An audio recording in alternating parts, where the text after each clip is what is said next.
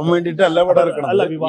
അത് മനസ്സിലാക്കാൻ വിവാദമാണെന്ന് നിങ്ങൾ പറഞ്ഞ ആളുകൾ ഇപ്പൊ JSK ഇറങ്ങി വിവാദമായ സിനിമ കണ്ടു കഴിഞ്ഞാൽ ഞങ്ങൾക്ക് ഒരു വിവാദം തോന്നിയില്ല. അതേപോലെ നിങ്ങൾ വിവാദം എന്ന് പറഞ്ഞാൽ ചിലപ്പോൾ ആൾക്കാർ നല്ലതാണെങ്കിൽ ആ ഏറ്റെടുത്ത് പോകും. നമ്മള് മനഃപൂർവ്വം വിവാദമാക്കാൻ ശ്രമിക്കുന്നില്ല. പക്ഷെ ഈ നിഴൽ വ്യാപാരികളും സാലിഹും അത്തരത്തിൽ കാണുന്ന പ്രേക്ഷകർക്ക് മനസ്സിലാവും. ഈ സിനിമ ഇറങ്ങി കഴിയുമ്പോൾ തരുൺ മൂർത്തി പറഞ്ഞ പോലെ ഷെജിന്റെ കഥകളായിട്ട് ഒരുപാട് ഇങ്ങനെ ഓരോ ബൈറ്റായിട്ട് ഇങ്ങനെ റീൽസുകളായിട്ട് ഷെജിൻ അനുഭവിച്ച യാതനകൾ, പനി ഒന്നില്ല, അങ്ങനെ അനുഭവ യാതനകളൊന്നും. ഞാൻ പറഞ്ഞു ഷെജിൻ കോസ്റ്റ്യൂമിൽ നടക്കുമ്പോൾ ഒരു കാരണവശാലും ഭക്ഷണം കഴിക്കുമ്പോൾ ആ കോസ്റ്റ്യൂം ഇട്ട് കിടക്കരുത് പറഞ്ഞു. അപ്പൊ ഞാനൊരു ദിവസം നോക്കിയപ്പോൾ ഒരു പുതപ്പിട്ട് മൂടിയ ഒരാൾ വരും. ഈ കണ്ണ് മാത്രമേ കാണുന്നുള്ളൂ. ഹൃദയമില്ലാത്തൊരാൾ ഹൃദയം കൊണ്ട് അദ്ദേഹം ഹൃദയം കൊണ്ട് കേട്ടിട്ടേ ഇപ്പൊ ജലിബായോട് ചോദിച്ചറിയാം, ഇദ്ദേഹം ശരിക്കും നമ്മൾ ഉദ്ദേശിച്ചൊരു ഭാവത്തിലേക്ക് ലാസ്റ്റ് വന്നേക്കാണ്. ഈ ഹാപ്പിനെസ് ഇതിങ്ങനെ റേഡിയേറ്റ് ചെയ്യുന്ന സാധനമാണെന്നാണ് എനിക്ക് തോന്നിയിട്ടുള്ളത്. ഭയങ്കര ഇൻഫെക്ഷ്യസ് ആണ്. ഞാനും വളരെ ഹാപ്പിയാണ്. അല്ല, ഇപ്പൊ എല്ലാരും ചോദിക്കുമ്പോഴാണ് അത് ഇത്രയും വലിയ സ്ട്രെസ്ഫുൾ ആണെന്ന് എനിക്ക് മനസ്സിലാവുന്നത്. ഞാൻ ഒരു പടം ചെയ്തുള്ളെങ്കിലും എൻ്റെ അടുത്ത് എന്നും ആൾക്കാർ വരുന്നുണ്ട് പടം ചെയ്യാനായിട്ട്. പക്ഷെ ഞാൻ അങ്ങനെയൊന്നും പെട്ടെന്ന് ഒന്നും കൈ കൊടുക്കാറില്ല. ശരി, ഇപ്പം നിങ്ങൾ പറഞ്ഞ പോലെ ഇപ്പം ഒരു മുമ്പൊക്കെ ഒരു 180 പോയിട്ട് അതിന്റെ അപ്പുറത്ത് കിടക്കാൻ പാടില്ല, ഇൻ ബിറ്റ്വീൻ വേറെ ഷോട്ട് വേണം എന്നൊക്കെ പറയാം. അതൊക്കെ ബ്രേക്ക് ചെയ്തു. അതിപ്പോ നിങ്ങൾക്ക് എങ്ങനെ വേണമെങ്കിലും, പക്ഷെ ആള് ഉൾക്കൊണ്ടാൽ മതി, ഒരു കാഴ്ചക്കാരന് അത് കിട്ടിയാൽ മതി എന്നുള്ളതാണ്.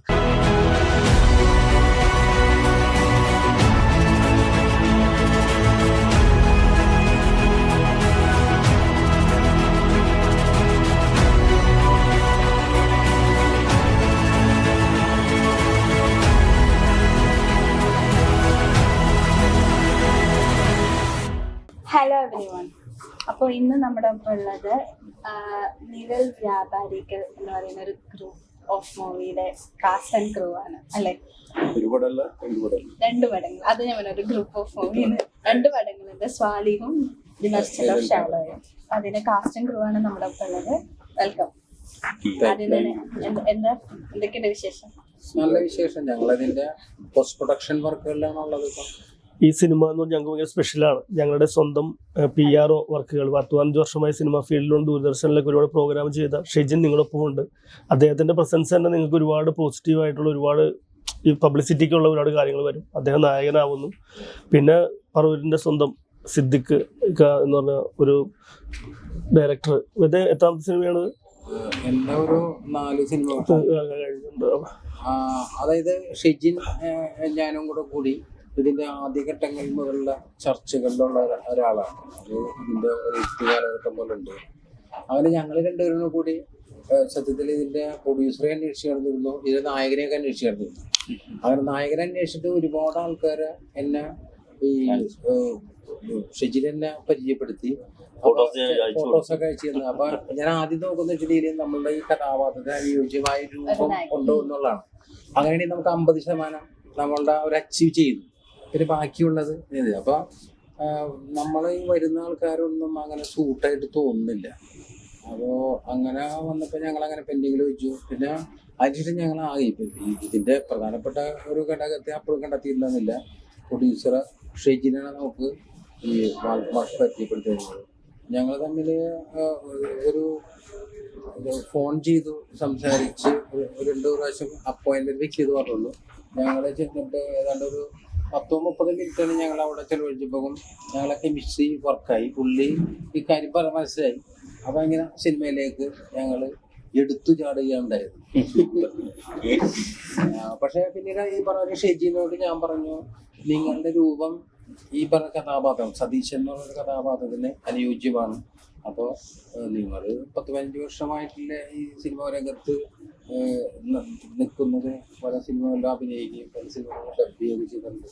അപ്പോൾ ഇതൊരല്പം ഞാൻ ആദ്യം പറഞ്ഞത് കുറച്ച് കനമുള്ളൊരു കഥാപാത്രമാണ് ഈ സതീശൻ. അപ്പോൾ അദ്ദേഹത്തിന് മലയാള സിനിമകളിൽ അദ്ദേഹത്തിന്റെ നക്ഷത്രങ്ങൾ പതിയിട്ട് അങ്ങനെ തീരുമാനിക്കണേ അങ്ങനെ ചെയ്യുന്നുണ്ട്. ചലഞ്ചുകൾ ഏറ്റെടുക്കാനായിട്ടുള്ള ഒരു ഇതുണ്ട്. പക്ഷെ ആദ്യം പുള്ളിയോട് പറഞ്ഞൊരു കാര്യം, ഇതില് സതീശൻ മഴ നനഞ്ഞ് നടക്കുന്നൊരു സീനുണ്ട്. അപ്പോൾ ആളാദ്യം പറഞ്ഞ്, എനിക്ക് ഈ മഴ നനയുന്ന സീൻ അവസാനം ആക്കി തരണം. മഴ നനഞ്ഞാൽ എനിക്ക് അപ്പൊ പനി പിടിക്കുമെന്ന് പറഞ്ഞു. പക്ഷെ ഒരു കാര്യം നമുക്ക് മനസ്സിലായി സിനിമ കഴിഞ്ഞപ്പോൾ, ഇദ്ദേഹത്തിന് അവസാനമാണ് മഴയുടെ എടുത്തത്. ഈ 4-2 പൈപ്പ് മോട്ടർ വെച്ചിട്ടാണ് മുകളിലേക്ക് 2 അടിക്കുന്നത്. അടിച്ച അത്രയും മഴ 1 മണിക്കൂർ കൊണ്ടിട്ടും ഇദ്ദേഹത്തിന് പനി പിടിച്ചില്ല. അങ്ങനെ പനി മാറി. അങ്ങനെ രാത്രി 12 മണിക്ക് മോട്ടർ വെച്ച് വെള്ളം അടിക്കുമ്പോൾ എവിടേക്കൂടെ പോകണമെന്ന് പറയാൻ പറ്റില്ല. അപ്പൊ അങ്ങനെ 1 മണിക്കൂറൊക്കെ ഷൂട്ട്. ഈ സിനിമ ഇറങ്ങി കഴിയുമ്പോൾ തരുൺ മൂർത്തി പറഞ്ഞ പോലെ ഷെജിന്റെ കഥകളായിട്ട് ഒരുപാട് ഇങ്ങനെ ഓരോ ബൈറ്റായിട്ട് ഇങ്ങനെ റീൽസുകളായിട്ട് ഇങ്ങനെ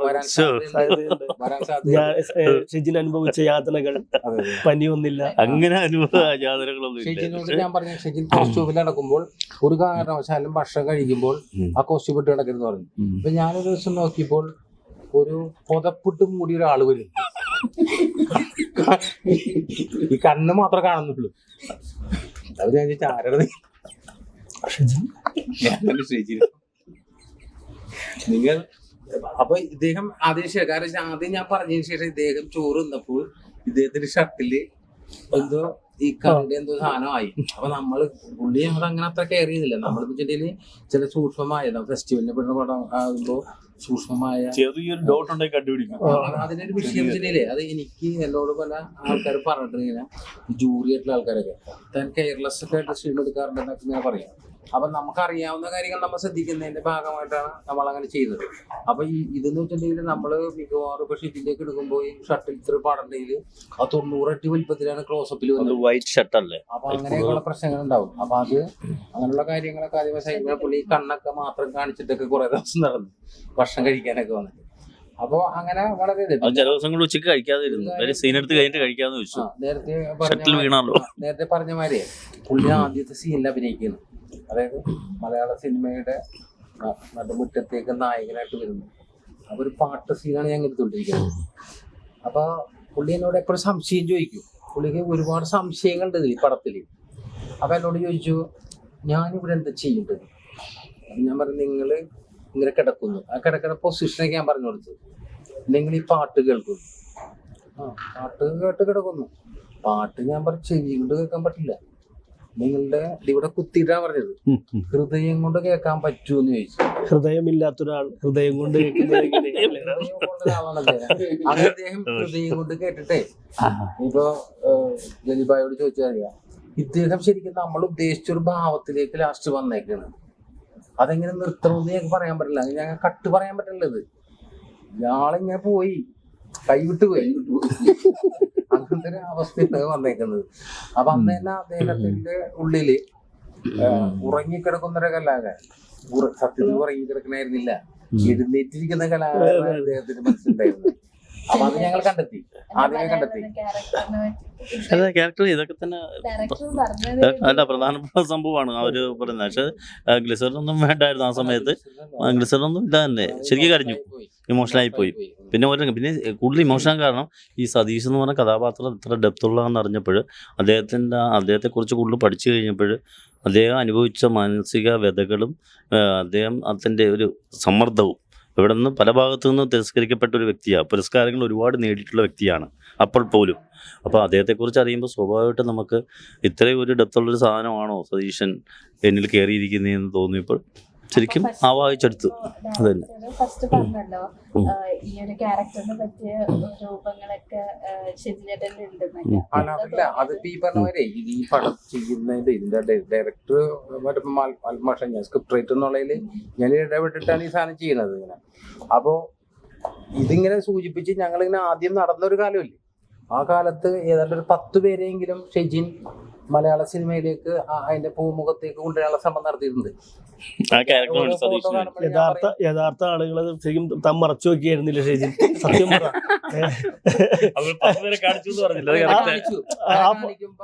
ഇപ്പൊ നമ്മളെ ആൾക്കാരുടെ രൂപമായിട്ടല്ല, ഞാൻ ഈ കഥാപാത്രം ചെയ്യാൻ പറ്റുന്ന ആളാണ് നോക്കുന്നത്. അതിന്റെ ഇടയിലേക്ക് ഷെജിൻ ചേട്ടന്റെ ഫോട്ടോ കണ്ണിൽ മറഞ്ഞു. അപ്പൊ ഞാൻ പറയാം ഇത് പോരാ, ചെറിയൊരു കോട്ടം ഉണ്ട് അങ്ങനെയൊക്കെ പറഞ്ഞൊക്കെ പല. അപ്പൊ പുള്ളി പല രീതിയിൽ പറയും ആള് നന്നായിട്ട് ചെയ്യൂട്ടെന്ന് പറയും. പക്ഷെ അതിന്റെ രൂപം ശരിയാകാതെ ഇപ്പൊ നമ്മുടെ മനസ്സിലൊരു സ്ഥിതിക്ക് അങ്ങനെ ഒരു കാര്യമുണ്ട്. ഒരു ക്യാരക്ടർ കണ്ട എത്ര വലിയ നടനായാലും ആ ഒരു മനസ്സിൽ ഉദ്ദേശിക്കാത്ത ആളെ എടുക്കില്ല സിനിമയ്ക്ക് വേണ്ടി. ഒരു നടൻ കിട്ടിയിട്ട് കാര്യമില്ല, അതിന്റെ രൂപം കറക്റ്റ് ആയിരിക്കും. ഇപ്പൊ മമ്മൂട്ടി ചെയ്യുന്ന കഥാപാത്രം മാമുക്കോയ ചെയ്ത് ശരിയാവില്ല. അപ്പൊ ആ രൂപം വളരെ പ്രധാനമാണത്. അപ്പൊ ആ രൂപം റെഡിയായി കഴിഞ്ഞിട്ടുണ്ടെങ്കിൽ അതിന്റെ ഏറ്റവും വലിയ ഉദാഹരണം വെച്ചിട്ടുണ്ടെങ്കിൽ ഞങ്ങളുടെ സിനിമയില് നായികയായിട്ട് ചെയ്യുന്ന നടി വളരെ അവിചാരിതമായി അവരുടെ കുഴപ്പം കൊണ്ടല്ല അത്, മറ്റു ചില നടന്മാരെയും അവര് ഡേറ്റ് കൊടുത്തതിന്റെ ഒക്കെ ഭാഗമായിട്ട് ഞങ്ങൾക്ക് ആ നടി വരാതിരിക്കുകയാണ്. ഞങ്ങൾ വീടൊക്കെ ബുക്ക് ചെയ്ത് മാഷൊന്നൊക്കെ വന്ന എല്ലാ കാര്യങ്ങളൊക്കെ റെഡിയായി കഴിഞ്ഞപ്പോൾ നടിയില്ല. ഷൂട്ടിങ്ങിന് 3 ദിവസം മുമ്പ് 2 ദിവസം മുമ്പ് അങ്ങനെ ഞങ്ങൾ ജലീൽ ഭായി ഞങ്ങൾ പുറത്ത് പ്രൂവിനൊന്നും അറിയിക്കുന്നില്ല. കാരണം ജലീൽ അറിയിച്ചാല് അവര് വരും. അപ്പൊ ഞങ്ങൾ ആരെ അറിയിക്കാത്ത ജലീൽ ഭായിക്ക് അറിയാം, എനിക്കും അറിയാം, പിന്നെ 1-2 ആൾക്കാർക്ക് അറിയാം. ജലീൽ ഭായി ഇങ്ങനെ ലോഡ് കണക്കിന് ഫോട്ടോ എനിക്ക് വിടുന്നുണ്ട്. അപ്പൊ ഇതിന്റെ ഏത് വരും എന്ന് പറഞ്ഞു. അപ്പൊ നമ്മൾ ഇതില് ഈ 2 കഥാപാത്രം ചെയ്യുന്ന ഒരാളെന്നുള്ളതിൽ നോക്കിയിട്ട് ഒന്നും റെഡിയാവണില്ല. തലേ ദിവസം രാവിലെയാണെന്നോണം എനിക്ക് രാവിലെ ആയിട്ട് എനിക്ക് ഇങ്ങനെ ഈ ഡോക്ടറെ ഫോട്ടോ അയച്ചു തന്നു. അപ്പൊ ഞാൻ ഡോക്ടറെ ഫോട്ടോ എന്ന് പറഞ്ഞു ഇതാണ് നമ്മുടെ ക്യാരക്ടർ, വിളിക്കാൻ പറയാം. അപ്പം ഡോക്ടറെ ഞാൻ വിളിച്ചു. അപ്പൊ ഡോക്ടർ വിളിക്കുമ്പോൾ ഡോക്ടറെ കാണുന്നുണ്ടെങ്കിൽ 24 ഡ്യൂട്ടി ഉള്ള ഒരു സെഷനിൽ ജോലി ചെയ്യുന്ന ആളാണ്. കാരണം മയക്ക് പിടിയാണല്ല, കുത്തിയിട്ട് ഇങ്ങനെ ആളെ നോക്കിയിരിക്കണമല്ലോ ഇവര്. അപ്പൊ ഡോക്ടർക്കാണെങ്കിൽ അവിടെ നല്ല 10-22 പേരുള്ള ഒരു സെക്ഷന്റെ അതിൽ വർക്ക് ചെയ്യുന്നത്. അപ്പൊ അതിന്റെ ടെൻഷനും സാധനങ്ങളൊക്കെ ഉണ്ട്. അപ്പൊ ഡോക്ടർക്കാണെങ്കിൽ 24 hours AC ഇരിക്കുന്ന കാരണം പുറത്ത് AC ഇരിക്കാത്ത ആളാണ്. AC ഭയങ്കര അർജിയാണ് ആള്. ഇതൊക്കെ പിന്നീട് നമ്മൾ അറിയണത്. അങ്ങനെ ഡോക്ടറോട് നമ്മൾ പറയുന്നു.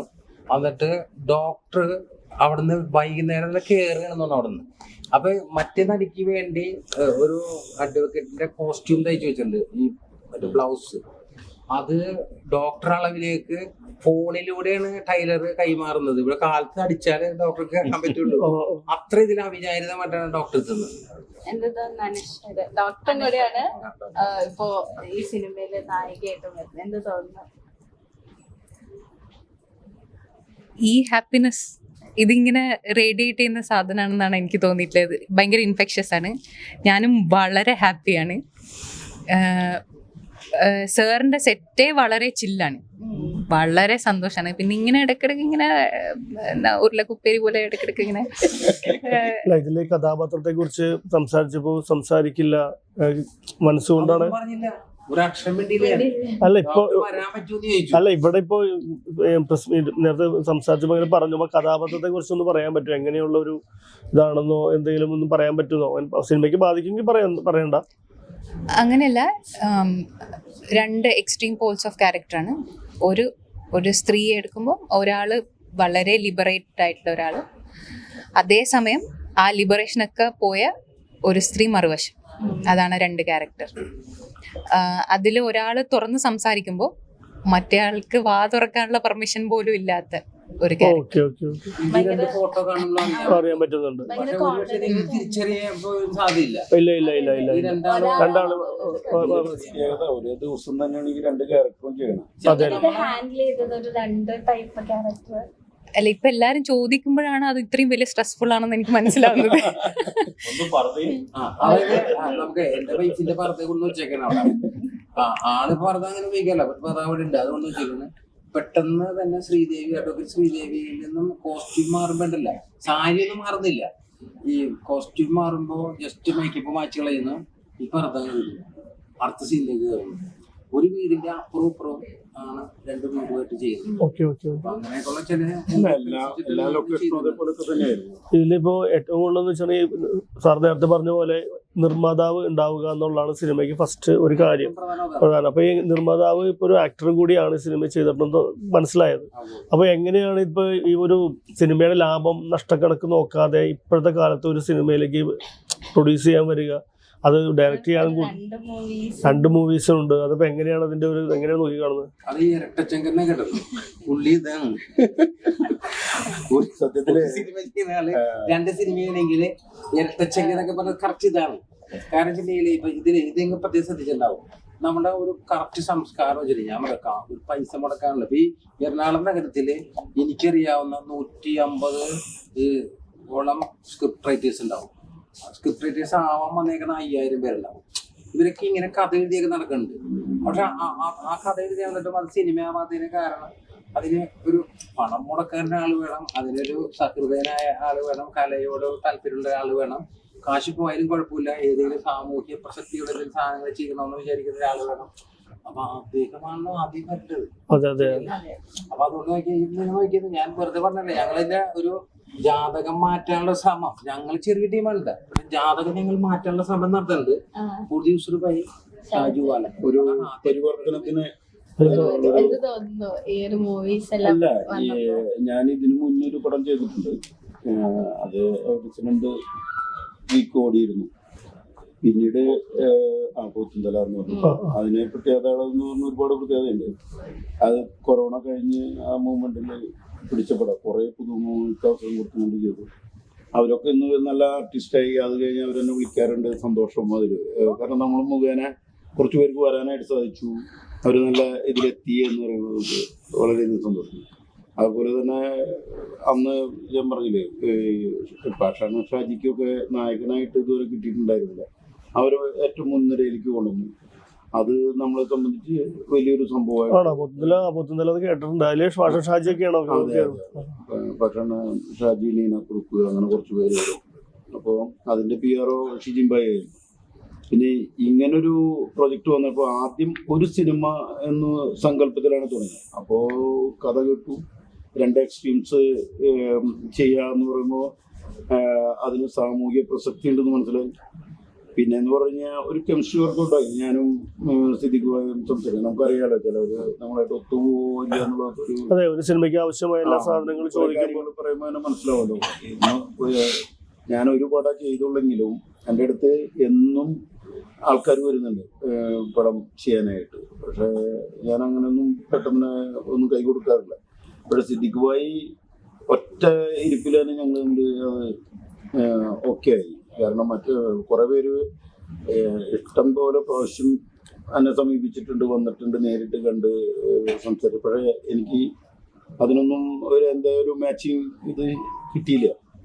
അപ്പോൾ ഇതെന്ന് പറഞ്ഞു കഴിഞ്ഞാൽ ഇപ്പോൾ കേരളത്തിലായാലും ഇന്ത്യയിലായാലും എനിക്ക് തോന്നുന്നു 2 പടം ഒരേ ലൊക്കേഷൻ, ഒരേ ക്യാരക്ടേഴ്സ്, ഒരേ ക്രൂസ് ഉപയോഗിച്ചിട്ട് പിടിച്ചത് ഇത് മാത്രമേ ഉണ്ടാവുള്ളൂ എന്ന് എനിക്ക് തോന്നുന്നു. അപ്പോൾ ഇതൊരു സംഭവമാവും. ഇത് വിവാദമാവുമോ അങ്ങനെ എന്തെങ്കിലും? അപ്പൊ ഇത് സാമൂഹ്യ പ്രസക്തി ഉള്ളതാണ്. എന്ത് കണ്ടന്റ് ആയിരിക്കും ഈ സാമൂഹ്യ പ്രസക്തി എന്ന് പറയുമ്പോൾ? അത് പറഞ്ഞു വരുന്നത് നിഴൽ വ്യാപാരികൾ എന്ന് പറയുന്നത് നമ്മൾ ബാക്ക് ബെഞ്ചിൽ ഇരുന്നിട്ട് കളി നിയന്ത്രിക്കുന്ന ഒരു സ്വഭാവമാണ്.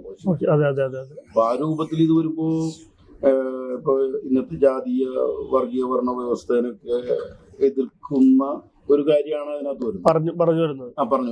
അപ്പൊ അങ്ങനെ വരുമ്പോൾ പലർക്കും പൊള്ളും. അതായത് ഇപ്പോ ഒരു മതത്തിനെ പറ്റി പറയുക, അല്ലെങ്കിൽ ഒരു വർഗത്തിനെ പറ്റി പറയുക, എല്ലാവരും മനുഷ്യരാണ്. പക്ഷെ ആ മനുഷ്യനായിട്ട് കൺസിഡർ ചെയ്യണമല്ലോ എല്ലാവരും. പല ഇപ്പൊ നേരത്തെ കാലത്ത് സ്ഥിതിക്കുമായി സംസാരിച്ച പോലെ എല്ലാവരും ഉൾക്കൊള്ളുന്നില്ല. എല്ലാ രീതിയിലും മനുഷ്യനായിട്ട് പലയിടത്തും ഉൾക്കൊള്ളുന്നില്ല. നമ്മളായിട്ട് ഹായികാലോ പറയുന്നുണ്ടായിരിക്കാം, പക്ഷെ ഉൾക്കൊള്ളുക എന്ന് പറയുന്നത് വ്യത്യാസമുണ്ട്. നമ്മൾ ഷോൾഡർ ടു ഷോൾഡർ സംസാരിച്ച് പോവാന്ന് പറഞ്ഞാൽ എല്ലാവർക്കും സാധിക്കില്ല. അപ്പോൾ അങ്ങനെയുള്ളൊരു ഇതിൽ വരുമ്പോൾ പലർക്കും കൊള്ളുന്നതുകൊണ്ട് പല വിവാദങ്ങൾ ഉണ്ടാവാം. ജാതിനൊക്കെ പറഞ്ഞ് കളിച്ചു കഴിഞ്ഞാൽ ഇപ്പോഴത്തെ സാഹചര്യത്തിൽ നിങ്ങൾക്ക് അറിയാം. അപ്പൊ അങ്ങനെ ഉണ്ടാവും എന്നൊരു പേടിയല്ല. ഇപ്പോഴത്തെ സാഹചര്യത്തിൽ എന്ന് പറഞ്ഞപ്പോ ഒരിക്കലും മനഃപൂർവ്വം വിവാദം ഉണ്ടാക്കാനായിട്ട് ശ്രമിച്ചിട്ടേ ഇല്ല. അതായത് നമ്മൾ മുന്നിൽ കാണുന്ന ഒരു സംഭവം പറയുന്നു, അതിപ്പോ മുന്നിൽ കാണുന്ന ആൾക്കാർക്ക് ഇത് മനസ്സിലാകാത്തോണ്ടാണല്ലോ നമ്മൾ പറയുന്നത്. ഞാനൊരു ചെറിയ ഉദാഹരണം പറഞ്ഞില്ല, അത് മനസ്സിലാവും. ശരിക്കും ഈ ഗാന്ധിജി 1920കളുടെ കാലത്ത് 15 അങ്ങനെയുള്ള കാലത്താണ് സൗത്ത് ആഫ്രിക്കയിൽ നിന്ന് ഇന്ത്യയിലേക്ക് വരുന്നത്. അപ്പൊ അദ്ദേഹം മധുരയില് ഇവിടെ ഒരു ട്രെയിനിൽ യാത്ര ചെയ്യുമ്പോഴാണ് കുറച്ച് കൃഷിക്കാര് അവിടെ കമ്പാർട്ട്മെന്റ് ഉണ്ടായിരുന്നു. ആ കമ്പാർട്ട്മെന്റ് ഇരുന്ന് അവർ ഷർട്ട് ഇട്ടിട്ടില്ല. അപ്പൊ ഗാന്ധിജി ഒരു ബാരിസ്റ്റർ ആയിരുന്നു. അപ്പൊ അദ്ദേഹം ഫോട്ടൊക്കെ ഇട്ടിട്ടാണ് യാത്ര ചെയ്യുന്നത്. ഇന്ത്യ കാണാൻ നടക്കണമായിരുന്നു. അപ്പൊ പുള്ളി അവരോട് ചോദിച്ചു, നിങ്ങൾക്കൊരു ഷർട്ടൊക്കെ പിടിച്ചിട്ടുണ്ട് ആശാനെ, പണിക്കൊക്കെ പോണല്ലേ അത് പറഞ്ഞപ്പോ അവര് പറഞ്ഞൊരു ഡയലോഗ് ഉണ്ട്. അതായത് ഞങ്ങൾക്ക് കിട്ടുന്ന വരുമാനം കൊണ്ട് വീട് കാര്യങ്ങൾ നോക്കുന്നത് അത് കഴിഞ്ഞിട്ട് ഒരു ഷർട്ട് വാങ്ങിക്കാനുള്ള പൈസ ഇല്ല. അന്ന് ഷർട്ട് ഊരിക്കളഞ്ഞ ആളുടെ പേരാണ് മഹാത്മാഗാന്ധി. അതായത് ഇന്ത്യയിലെ പാവപ്പെട്ട ഷർട്ട് ഇടുന്ന കാലത്തെ ഞാൻ ഷർട്ട് ഇട്ടുള്ളൂ എന്ന് അല്ലാതെ പുള്ളി മറ്റേ നമ്മുടെ സാധാരണ സ്കൂളിലൊക്കെ ഈ നമ്മുടെ എന്താണ് മോണോക്കിലൊക്കെ വരുന്ന വേഷം ധരിച്ച ആളല്ല ഗാന്ധി. അപ്പൊ അങ്ങനെ കുറച്ച് പല കാര്യങ്ങളില്ല. അപ്പൊ caste system, untouchability is a crime against god and man. അതാണ് ഗാന്ധിജി പറഞ്ഞത്. അന്ന് പറയണ്ട് ഗാന്ധിജിയൊക്കെ. ഗാന്ധിജി നമ്മുടെ ഇവിടെ വൈക്കം സത്യാഗ്രഹ സമര കാലത്ത് വന്നു. ഈ അന്ന് അവിടുത്തെ ഒരു മനയുണ്ടായിരുന്നു. ആ മനയിൽ ആൾക്കാരോട് സംസാരിക്കാൻ ഗാന്ധി ചെല്ലുന്നു. അപ്പൊ ഗാന്ധി ബ്രാഹ്മണനില്ലാത്തതുകൊണ്ട് അകത്ത് കയറ്റിയില്ല. പുറത്തൊരു ഷെഡൊക്കെ അടിച്ചിട്ടാണ് സംസാരം നടത്തി. അപ്പോൾ ഗാന്ധിജി അവരോട് ചോദിച്ചു, ആ മനയിലെ അധികാരികളോട് ചോദിച്ചു, പാവങ്ങളല്ല അവരധികം നടന്നോട്ടെ എന്ന് പറഞ്ഞു. അപ്പൊ അവിടെ നിന്ന് അന്നത്തെ അധികാരികൾ പറഞ്ഞത് അവര് ക്ഷുദ്രജന്മങ്ങളാണ്, ദുഷിച്ച ജന്മങ്ങളാണ്, അങ്ങനെ നടത്താൻ പറ്റുന്നത്. അപ്പൊ ഞാൻ പറഞ്ഞ കടന്നു വന്ന അപ്പൊ എന്തോരം സമരങ്ങളിലൂടെയാണ് ഞാൻ പറവൂരാണ് ജയിച്ചത്. പറവൂര് ഈ പാലിയം തറവാടിന് ചുറ്റൂടെ അവിടെ പട്ടി, പൂച്ച, മറ്റേ പശു, ആട് എല്ലാ ജീവികൾക്കും പോകാം. ഈഴവർ മുതൽ താഴോട്ടുള്ള ജാതിക്കാർ പോയാൽ കച്ചിക്കുന്നുകൾ എന്ന സ്ഥലത്ത് ജനിച്ച ആളാണ് ഞാൻ. ഞാൻ ജനിച്ച നാട് അങ്ങനെയായിരുന്നു. അപ്പൊ വയസ്സായ ആൾക്കാരോട് ഇന്ററാക്ട് ചെയ്തിട്ടാണ് ഞാൻ ഹിസ്റ്ററി പഠിച്ചിരുന്നത്. കോളേജിൽ ഹിസ്റ്ററി ഒന്നും പഠിക്കാൻ പറ്റിയില്ല, ഞാൻ വേറെ. അപ്പൊ വയസ്സായ ആൾക്കാരാണ് ശരിക്കും ഹിസ്റ്റോറിയന്മാർ. അവർ പറഞ്ഞു തരും എക്സ്പീരിയൻസ്. അപ്പൊ അന്ന് പലരും നമ്മള് മാനവികത എന്നൊക്കെ നമ്മൾ പറയും. അങ്ങനെ തന്നെ നമ്മളിപ്പോ ചുറ്റും നമ്മൾ ഇറങ്ങി നോക്കിയാൽ, നാട്ടിലേക്ക് ഇറങ്ങി നോക്കിയാൽ നമ്മള് ജാതി വ്യവസ്ഥ, ജാതി പറഞ്ഞാൽ കേസ് എടുക്കുന്ന രാജ്യത്താണ് നമ്മൾ ജീവിക്കലാട്ട. ഇവിടെ ഞാൻ നോക്കിയപ്പോ എല്ലാവർക്കും ജാതി ഉണ്ട്. പക്ഷെ എവിടെ എന്നറിയോ, ഓരോ ആളുകളുടെ മനസ്സിൻ്റെ ഉള്ളിൽ ഒളിച്ചിരിക്കുന്നത്. ഇവരെങ്ങനെ ശരിയാക്കി എടുക്കാം എന്നുള്ള ചിന്തയിലാണ് ഇങ്ങനെ. കാരണം ഇതിൽ പുറത്തുള്ള ആൾക്കാർക്ക് തോന്നുമല്ലോ ഓരോ ജാതി അങ്ങനെയൊക്കെ പറയും. ഇപ്പൊ ഞാൻ ഈ മുസ്ലിം ആയിട്ടുള്ള ജാതി പറഞ്ഞത്. അപ്പൊ അങ്ങനെ വരാതിരിക്കാൻ വേണ്ടിയാണ് ഞാൻ ഒരു കഥ അവിടെ കൂടി എഴുതി. അതാണ് ഇത്. അതായത് ഇപ്പോഴത്തെ കാലത്ത് 2000 ആയി, ഇപ്പം 2000 കാലഘട്ടങ്ങളിൽ ഇപ്പം ഈ പറയുന്ന ന്യൂ ജനറേഷൻ ആളുകളുടെ ഇടയിൽ അങ്ങനത്തെ ഒരു കാറ്റഗറൈസ് ചെയ്യപ്പെടുന്നുണ്ടോ എന്നുള്ളത് പഴയ ഒരു 90 വരെ ജനിച്ച ആളുകളുടെ ഉള്ളിലൊക്കെയാണ് ഇപ്പം ഈ പറയുന്ന ജാതി എന്ന് പറയുന്ന ഇത് വരുന്നത്. പുതിയ പിള്ളേർ ഇപ്പം അവർക്ക് ഈ പറയുന്ന അതിനിപ്പോൾ അതുപോലെ തന്നെ അവർക്ക് ഈ പറയുന്ന പോലെ മറ്റുള്ള ആളുകളോട് ഒരു അറ്റാച്ച്മെൻറ്റോ ആളുകളുടെ കൂടുതൽ സ്നേഹാനുഭൂതിയോ അങ്ങനെയൊന്നും ഇല്ലാത്തൊരു കാലഘട്ടമായിട്ടാണ് ഇപ്പോൾ ചില വാക്കുകളും പല ആശയങ്ങളും നമ്മൾ കേട്ടുവരുന്നത്. അപ്പോൾ ഈ നിൽക്കുന്ന കാലഘട്ടങ്ങളിൽ ഇങ്ങനെയൊരു സിനിമ ഇറക്കുമ്പോൾ അത് എത്രമാത്രം ഇതായിരിക്കും? കാരണം അങ്ങനെയാണ് തോന്നിയിട്ടുള്ളത്. അപ്പൊ അതിന് നിങ്ങൾ എങ്ങനെ നോക്കിക്കാണുന്നതാണ് ചോദ്യം. ഞാനൊരു സർക്കാർ ജീവനക്കാരനായിരുന്നു. ആരെന്ന് പറഞ്ഞാൽ ഞാൻ എൻ്റെ അനുഭവത്തിൽ ബോധ്യപ്പെടാത്ത ഒരു സാധനവും ഞാൻ പ്രചരിപ്പിക്കാൻ ശ്രമിക്കില്ല, ചെയ്യില്ല. എൻ്റെ അനുഭവത്തിൽ ഞാൻ കാസർഗോഡ് മുതൽ കൊടുങ്ങല്ലൂര് വരെ അങ്ങനെ തെക്കോട്ട് വർക്ക് ചെയ്തിട്ടില്ല. ആ വർക്ക് ചെയ്തപ്പോൾ ഞാൻ അഭിമുഖീകരിച്ച സർവീസിൽ ഗവൺമെന്റ് സർവീസ് വരുന്ന ഈ താഴ്ന്ന ജാതിക്കാരായിട്ടുള്ള ഉന്നത തസ്തികകളിലുള്ള ആളുകളോട് മറ്റുള്ള ആൾക്കാർ പെരുമാറുന്ന സംഭവങ്ങൾ നമ്മൾ കാണാനും കേൾക്കാനും ഇടവരികയും ചിലപ്പോൾ അതിനോട് നേരിട്ട് എതിർക്കുകയൊക്കെ ചെയ്ത ഒരുപാട് സംഭവവികാസങ്ങൾ എൻ്റെ ജീവിതത്തിൽ ഉണ്ടായിട്ടുണ്ട്. അപ്പൊ ഞാൻ മനസ്സിലാക്കിയത്തോളം ഒരു മറ്റേ അംബേദ്കർ ഒരു ഉന്നത വിദ്യാഭ്യാസമൊക്കെ നേടി വലിയ പോസ്റ്റിലേക്ക് എത്തിയപ്പോൾ അദ്ദേഹം അനുഭവിച്ച കുറെ പ്രശ്നങ്ങളുണ്ട് ജാതിയുടെ പേരിൽ. ആ പ്രശ്നങ്ങളെല്ലാം ഇപ്പോഴും ഈ ദളിതരായ ജീവനക്കാരെ അനുഭവിക്കുന്നു എന്നുള്ളതാണ് ഞാൻ മനസ്സിലാക്കിയത്. അതെന്റെ ബോധ്യമുള്ളത്. ശരിയാണ്, അതില്ലെന്ന് പറയുന്നില്ല. ഞാൻ ഈ സതീഷ് എന്ന് പറഞ്ഞ ഫുഡ് ഇൻസ്പെക്ടർ അവതരിപ്പിക്കുന്നത്. കറക്റ്റ് ബോധ്യമുള്ളത് എനിക്ക് എന്റെ നേരിൽ കണ്ടേക്കണത്. അപ്പൊ ഞാൻ പലപ്പോഴും ചോദിച്ചിട്ടുണ്ട്, നിങ്ങൾ എന്തിനാണ് നമ്മുടെ ഓഫീസറെ ഇങ്ങനെയൊക്കെ പറഞ്ഞത്? അപ്പൊ അവരിൽ നിന്നുണ്ടായേക്കുന്ന കടുത്ത ഭയങ്കരമായിട്ടുള്ള ആക്ഷേപങ്ങളൊക്കെ ഉണ്ടല്ല, എന്നെ ഭയങ്കര അസ്വസ്ഥമാക്കിയിട്ടുണ്ട്. അപ്പൊ ഞാൻ ചോദിച്ചു, നിങ്ങൾ മനുഷ്യന്മാരാണെന്ന് അവരെ ചോദിച്ചിട്ടുണ്ട് അവരോടൊക്കെ. അപ്പൊ അവര് പറഞ്ഞാൽ താൻ ഏത് മറ്റാണെന്നൊക്കെ ചോദിച്ചിട്ടാണ് അവർ മറ്റേ ഞാൻ പറഞ്ഞ ഞാൻ ഒരു മനുഷ്യനാണ്. ആ മനുഷ്യത്തിൽ നമ്മളെ ആഗ്രഹം കൊണ്ടല്ല നമ്മളിവിടെ ജനിക്കുന്നത്. കാരണം ലോസ് ആഞ്ചൽസിൽ ജനിക്കാൻ വിചാരിച്ചിരുന്ന ഒരാളാണ് ഞാൻ. ഞാൻ പറവൂരാണ് ജനിച്ചതെന്ന്. എന്തോരം ഡിഫറൻസ് ഉണ്ട്. എന്റെ 7,000 8,000 10,000 കിലോമീറ്റർ ഇപ്പുറം.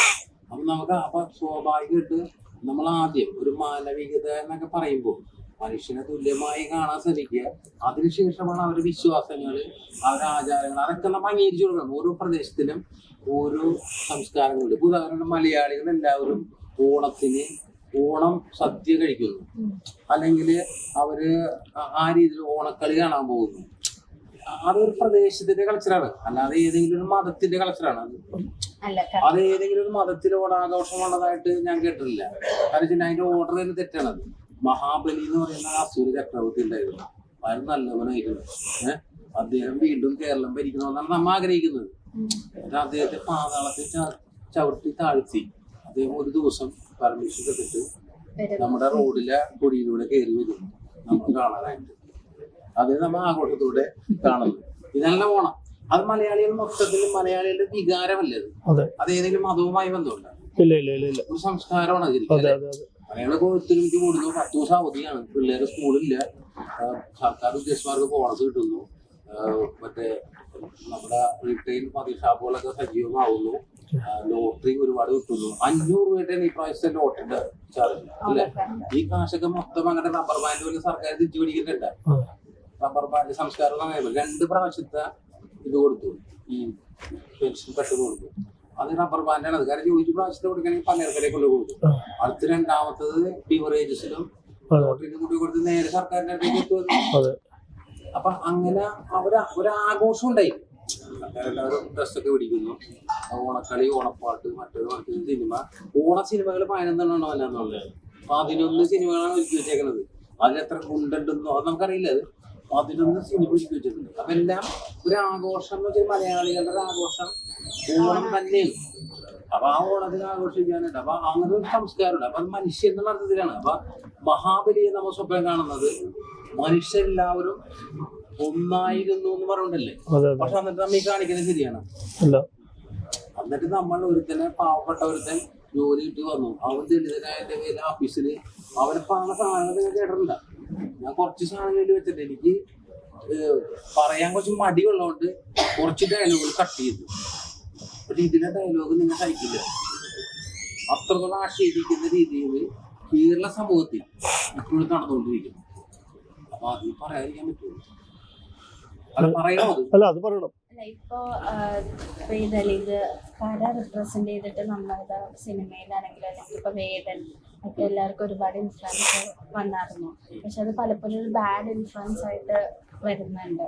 ഇപ്പൊ വേടൻ ശരിക്കും വോയിസ് എന്ന് പറയുന്നത് ഈ ഇതേപോലെ ലോവർ കാസ്റ്റിൽ നിന്ന് വന്നു, എല്ലാവരും അക്സെപ്റ്റ് ചെയ്തു, അവരുടെ റിപ്രസെന്റേറ്റീവ് നിൽക്കുന്ന ഒരാളാണ്. പക്ഷെ അവര് പലപ്പോഴും ഒരു ബാഡ് ഇൻഫ്ലുവൻസ് എന്ന് പറഞ്ഞിട്ട് ഇപ്പോഴത്തെ സമൂഹത്തിൽ വരുന്നു എന്ന് പറഞ്ഞിട്ട് ഒരുപാട് ന്യൂസുകളും ഒരുപാട് കോൺട്രവേഴ്സീസ് നടന്നിട്ടുണ്ട്. അപ്പൊ അങ്ങനെ ഇഷ്യൂസ് ഉണ്ടാവാറുണ്ട്. പ്രശ്നം തരാമോ? അതായത് ഇപ്പൊ ഒരു പിന്നോക്കക്കാരായി അടിച്ചു മറിച്ചപ്പെടുന്ന ഒരാൾക്ക്, അങ്ങനെയുള്ള ആൾക്കാർക്ക് എല്ലാവർക്കും ഈ ബോധം ഉണ്ടാകണമെന്നില്ല. ഇന്ത്യക്ക് സ്വാതന്ത്ര്യം മേടിച്ചല്ലോ എന്ന് പറഞ്ഞ 10-40 കോടി ജനങ്ങളുണ്ടായിരുന്നു ഗാന്ധിജി ഇവിടെ വരുമ്പോൾ. അത് ഗാന്ധിജി സബർമതി ആശ്രമത്തിൽ ഇരിക്കുമ്പോൾ കസ്തൂർബക്കാണ് ഏറ്റവും കൂടുതൽ ദേഷ്യം ഉണ്ടായിരുന്നത്. ഇങ്ങനെ പണിക്കുമ്പോഴില്ല ഇന്ത്യക്ക് സ്വാതന്ത്ര്യം മേടിച്ചു കൊടുക്കാൻ നടക്കുന്നത്. ഇതൊക്കെ ഞങ്ങൾ നേരിടുന്ന പ്രശ്നങ്ങളാണിത് ഇന്നും. അയാളുടെ എന്ത് പണിയാ ഏറ്റവും കൂടുതൽ ആൾക്കാർ വെറുതെ ഒരു പിതാവ് മഹാത്മാഗാന്ധി ആയിരുന്നു എന്നറിയോ. അദ്ദേഹം ഈ പിള്ളേരുണ്ടല്ല, ഒരു കല്യാണത്തിനോട് വരില്ല, ഒരു പാർക്കെല്ലാം വരില്ല, ഒരു ബീച്ചിൽ കൊണ്ട് വരില്ല. ഇദ്ദേഹം ഉപ്പ് സദ്യ ശരിയല്ല. അപ്പൊ ഞാൻ പറയുന്നത് അങ്ങനെ നമ്മൾ പറയുമ്പോൾ ഇതേപോലെ എല്ലാവർക്കും ഫീലിംഗ് ഉണ്ടാവില്ല. അപ്പൊ അയ്യങ്കാളിക്ക് ഉണ്ടായ ഫീലിംഗ് ഇവിടുത്തെ എല്ലാ ദളിതന്മാർക്കും ഉണ്ടായിട്ടില്ല, ഇല്ലല്ല. അതേപോലെ വേദന ഉണ്ടായി. അവിടെയാണ് പ്രശ്നം. ഇതൊരാൾക്ക് തിരിച്ചറിവുണ്ടാവുന്നതാണ് വിഷയം. ഞാൻ എന്തുകൊണ്ട് എന്നെ ഒരു മനുഷ്യനായിട്ട് കാണുന്നില്ല എന്നുള്ള തോന്നലുണ്ടാവുന്ന ആൾക്കാർക്ക് ഉണ്ടാവുന്ന വിഷയങ്ങളാണത്. അത് നമ്മളങ്ങനെ ഇങ്ങനെ ലഘൂകരിച്ച് കാണേണ്ട വിഷയങ്ങളല്ല. അത് രോഹിത് വെമൂല എന്ന് പറയുന്ന സഹോദരൻ ഉണ്ടായിരുന്നു, അദ്ദേഹത്തെ കുറിച്ച് അറിയാം. ആത്മഹത്യ ചെയ്ത ഒരാളാണ് അയാൾ.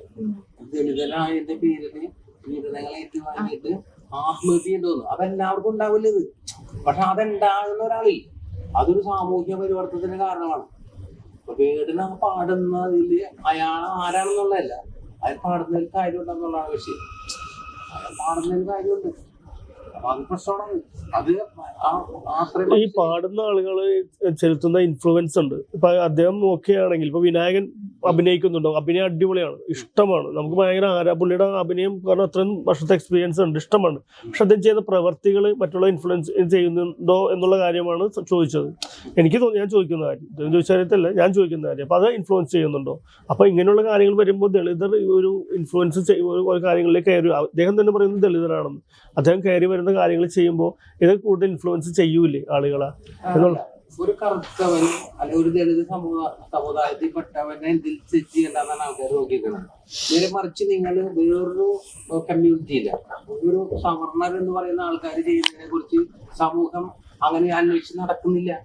അവിടെയാണ് അതിന്റെ പ്രശ്നമുള്ളത്. സ്വാഭാവിക വർഷങ്ങളായി നേരിടുന്ന ഈ പീഡനങ്ങളില്ല. ഒരാള് ഇപ്പൊ ഞാനും താങ്കളും ഒരേ അർത്ഥത്തിൽ നിങ്ങൾ പറയുന്നു, നിങ്ങളുടെ ജനനം കൊണ്ട് നിങ്ങൾ പറയുന്നു ഞാൻ നിന്നേക്കാളും ഉയർന്നവനാണെന്ന് പറയുന്ന മാനസികാവസ്ഥയില്ല. അത് ശരിക്കും ഇന്നത്തെ ഒരു 21ാം നൂറ്റാണ്ടിലൊന്നും അങ്ങനെ അംഗീകരിച്ചു കൊടുക്കാൻ പറ്റുന്നതല്ല. പക്ഷെ സമൂഹം അടിച്ചേൽപ്പിക്കുന്ന ആ സാധ്യത താഴെ ജീവിക്കുന്ന ആൾക്കാരില്ല, അവർക്ക് സ്വാഭാവികമാവുന്ന വികാരങ്ങൾ അത് പല രീതിയിലും പുറത്തേക്ക് വരാം. ശരിയാണ്, പല രീതിയിൽ പുറത്തേക്ക് വരാം, അപകടകരമായി വരാം. അപ്പൊ അതിനെ നമുക്ക് ആ സാമൂഹ്യ വ്യവസ്ഥിതി നിലനിൽക്കുന്നിടത്തോളം കാലം അതിനെ കുറ്റം പറയാൻ അങ്ങനെ പറ്റിയ സാമൂഹ്യ വ്യവസ്ഥിതി മാറിക്കൊണ്ടിരിക്കുകയല്ലേ, ഇപ്പോ മാറുന്നില്ലോ. കാരണം പുതിയ ജനറേഷനിൽ പഴയ ആളുകൾ തന്നെയാണ് ഇപ്പോഴും ഇത് ചെയ്തുകൊണ്ടിരിക്കുന്നത് എന്നുള്ളതാണ്. ഞാനൊരു കാര്യം പറ്റേ, അങ്ങനെയാണെങ്കിൽ നമ്മൾ പത്രത്തിന്റെ മാട്രിമോണിയൽ പേജുകൾ നിങ്ങൾ തുറന്നു, ശരിയാണ്, അതിലുണ്ട്, നിങ്ങൾക്ക് കാണാൻ പറ്റും സാമൂഹ്യ വ്യവസ്ഥകൾ മാറുന്നുണ്ടോ എന്ന്. സോഷ്യൽ മീഡിയ ഒരുപാട് ഇൻഫ്ലുവൻസ് ചെയ്യുന്ന കാലഘട്ടങ്ങളാണ് ഇപ്പോ. അത് പറയുന്ന ജനറേഷൻ വ്യത്യാസം ഉണ്ടല്ലോ. വീട്ടുകാരായിരിക്കും പറഞ്ഞ മാട്രിമോണിയൽ കൊടുക്കുന്നത്. ഞാൻ പറഞ്ഞത് ഈ നമ്മുടെ മനസ്സിൽ അതായത് ഈ ജാതി ചിന്തകൾ ആചരിക്കാത്ത, ജാതി എന്ന് വെച്ചാൽ നമ്മുടെ പേരിൽ എഴുതി വെക്കുന്ന ആനുകൂല്യങ്ങളിലൊക്കെ പറഞ്ഞ് എഴുതി വെക്കുന്ന സാധനങ്ങൾ പെട്ടെന്ന് തോന്നി പോകുന്നതല്ല. ജാതി ചിന്തകൾ ആചരിക്കാത്ത എത്ര മനുഷ്യന്മാർ ഈ ആധുനിക കേരള സമൂഹത്തിലുണ്ട്? ചോദ്യങ്ങളാണ്. അത് നമുക്ക് ഉത്തരം പറയാൻ പറ്റുന്നത്. അതുണ്ട്, യാഥാർത്ഥ്യം അതായിരിക്കെ നമ്മൾ തേടിപ്പിടിച്ച് ഏതെങ്കിലും ഒരു ദളിതൻ ഏതെങ്കിലും മേഖല ഉയർന്നു വന്നിട്ടുണ്ടെങ്കിൽ അവനിലേക്ക് മാത്രം പോയിന്റ് ചെയ്തിട്ട് അവൻ ചെയ്യുന്നത് മാത്രമാണ് കുറ്റം എന്ന് പറയുമ്പോൾ പ്രശ്നമുണ്ട്. അവൻ ചെയ്യുന്നത് മാറ്റി, കാരണം അവൻ പതിറ്റാണ്ടുകളായി, അതായത് കേരളത്തിൽ ഈ 1950 വരെയുള്ള കാലഘട്ടങ്ങളിൽ കേരളത്തിൽ പകൽ വെളിച്ചത്തിൽ പുറത്തിറങ്ങി നടക്കാൻ പറ്റാത്ത മനുഷ്യന്മാരുണ്ടായിരുന്ന നാടാണ്. നമ്മൾക്ക് ഒരുപാടൊന്നും അഭിമാനിക്കാനൊന്നും ഇല്ലട്ട. അത്രയും വലിയ ദുരിതങ്ങൾ മറ്റുള്ള സാധാരണ മനുഷ്യർക്ക് അനുഭവിപ്പിച്ചിരുന്ന ഒരു നാട്ടില് നമ്മൾ അതേപോലത്തെ സാധനമായിട്ട് എതിരെ കാണണമെന്ന് അതിന് നിങ്ങൾക്ക് അംഗീകരിക്കാൻ കഴിയുന്നുണ്ടോ? പകല് ഒരു വിഭാഗം ജനങ്ങൾ, അതായത് പറയന്മാർ എന്ന് പറയുന്ന വിഭാഗത്തിന് പൊന്തക്കാടുകളിലൂടെ നടക്കണമായിരുന്നു. അത് പണ്ടേയുള്ള കാര്യങ്ങളാണ്. ഞാൻ പറഞ്ഞത് അതൊരന്യായമായിരുന്നു. ആ അന്യായം തന്നെയാണ് നമ്മുടെ മനസ്സിൽ മറ്റവൻ അധമനാണെന്ന് തോന്നുന്ന ബോധം. ആ ബോധത്തെ താർത്തുകളാണ്. ഇനി തോന്നാത്ത ഒരുപാട് ജനറേഷൻ ഉണ്ട്. തോന്നാത്ത ആൾക്കാരൊക്കെ വിടുന്നില്ല, തോന്നുന്ന ആൾക്കാർ. ഈ പറഞ്ഞൊരു സംഭവം ഇപ്പൊ പറഞ്ഞത് എന്താണ്, ദളിതരുടെ ചെറുതും നമ്മൾ വലുതാണെന്നുള്ളൊരു വ്യത്യാസം പല ആൾക്കാർക്കുണ്ട്. പക്ഷെ അതേ രീതിയിൽ തന്നെ ഈ റിസർവേഷൻ ഒക്കെ വരുമ്പോൾ അവർക്ക് കൂടുതൽ കൊടുക്കുന്നു. അവർ അങ്ങനെ ആയതുകൊണ്ട് അവർക്ക് പല റിസർവേഷനും പോകുന്നു, എനിക്ക് ജോലി നഷ്ടപ്പെടുന്നു എന്ന് പറഞ്ഞിട്ട് ഇതേപോലെ ഈ സവർണർ എന്ന് പറയുന്ന ഒരുപാട് പേര് കഷ്ടപ്പെടുന്നവരുണ്ട്. അങ്ങനത്തെ ഒരുപാട് പ്രശ്നങ്ങൾ. എന്താണ് അതിന്റെ ലക്ഷ്യം? ലക്ഷ്യമെല്ലാം ശരി തന്നെയാണ്. നമ്മളിപ്പോൾ ചെയ്യുന്ന കാര്യങ്ങളിൽ ഇപ്പോൾ കഴിവുള്ള ഒരുപാട് ആളുകൾ എത്രയോ ഉയർന്ന ജാതിയിലുള്ള ആൾക്കാർ കഷ്ടപ്പെട്ടു പോകുന്നു. എന്തോ അവസരങ്ങൾ കിട്ടുന്നില്ല. കാലം മാറിയപ്പോൾ അല്ല, ഞാൻ ജസ്റ്റ് ഓക്കെ. ഇപ്പം ഞാനിപ്പോൾ പറഞ്ഞത് പല ഉയർന്ന ജാതിയിലുള്ളവരായാലും പല കഴിവുള്ളവരായാലും ഇപ്പം ഈ പറയുന്ന ആനുകൂല്യങ്ങൾ മേടിക്കാൻ അവർക്കൊന്നും ആനുകൂല്യം കിട്ടുന്നില്ല. അവരെല്ലാം സ്വന്തം കഴിവ് കൊണ്ട് കയറി വരേണ്ട ആവശ്യമുണ്ട്. ഈ പറയുന്ന ആനുകൂല്യങ്ങൾ മേടിച്ചുകൊണ്ട് സ്വന്തം കഴിവ് പുറത്തെടുക്കാൻ പറ്റാത്ത ആളുകളുമുണ്ട്. അപ്പോൾ അങ്ങനെ സംഭവിക്കുമ്പോൾ അതൊക്കെ യാഥാർത്ഥ്യമാണോ എന്നുള്ള കാര്യങ്ങളാണ് ചോദിച്ചത്. അല്ലാതെ ജസ്റ്റ് ഇതൊരു ആർഗ്യുമെന്റ് അല്ല, ഇത് നമ്മുടെ സിനിമയുടെ പ്രൊമോഷനാണ്. സാധ്യത ഞാൻ പറഞ്ഞുതരാം. ഒരു ചെറിയ, അതായത് ഒരിക്കലും ഒരു മേഖലയ്ക്ക് 100 പേര് ജോലിക്ക് എടുക്കുമ്പോൾ, സർക്കാർ ജോലിക്ക് എടുക്കുമ്പോൾ അല്ലെങ്കിൽ അതുമായി ബന്ധപ്പെട്ട സ്ഥലങ്ങളിൽ ജോലിക്ക് എടുക്കുമ്പോൾ ഒരിക്കലും വരാത്ത ആൾക്കാർക്ക് റിസർവേഷൻ ചെയ്താൽ മാത്രം വരുന്നതുകൊണ്ടാണ് റിസർവേഷൻ വന്നത്. അല്ലാതെ അത് ഏതെങ്കിലും പ്രത്യേക വിഭാഗത്തിന് കൊടുക്കുന്ന ഒരു ഔദാര്യമൊന്നുമല്ലത്. അവർ വരാത്തത് കൊണ്ട് മാത്രമാണ്. അതിന് ഉദാഹരണം ഞാൻ പറഞ്ഞുതരാം. കേരളത്തിലെ ഒരുപാട് സ്വകാര്യ വിദ്യാലയങ്ങളുണ്ട്. കേരള സർക്കാരിന്റെ ഖജനാവിൽ നിന്നും ഏറ്റവും കൂടുതൽ ശമ്പളം പണം പറ്റുന്നത് എയ്ഡഡ് മേഖലയിലെ സ്കൂളുകളും കോളേജുകളാണ്. ഇതില് സംവരണം പാലിക്കുന്നുണ്ടോ എന്നൊക്കെ അറിയാമോ? പാലിക്കപ്പെടുന്നില്ല. അവിടെ ഈ പറയുന്ന വിഭാഗത്തിലുള്ള ആൾക്കാർ, അതിന് ഏറ്റവും ചെറിയ ഉദാഹരണം പറയാം, ദേവസ്വം ബോർഡ്. കേരളത്തിലെ ദേവസ്വം ബോർഡുകളിൽ 7000-ഓളം തസ്തികകളുണ്ട്. 7000-ഓളം തസ്തികകളിൽ ഇപ്പൊ ഈ പറഞ്ഞ മാതിരി 10% തസ്തികയില് റിസർവേഷൻ കൊടുക്കുകയാണെങ്കിൽ എത്ര ദളിതരെ വെക്കേണ്ടി വരും, എത്ര SC ST-ക്കാരെ വെക്കേണ്ടി വരും, എത്ര OBC-ക്കാരെ വെക്കേണ്ടി വരും?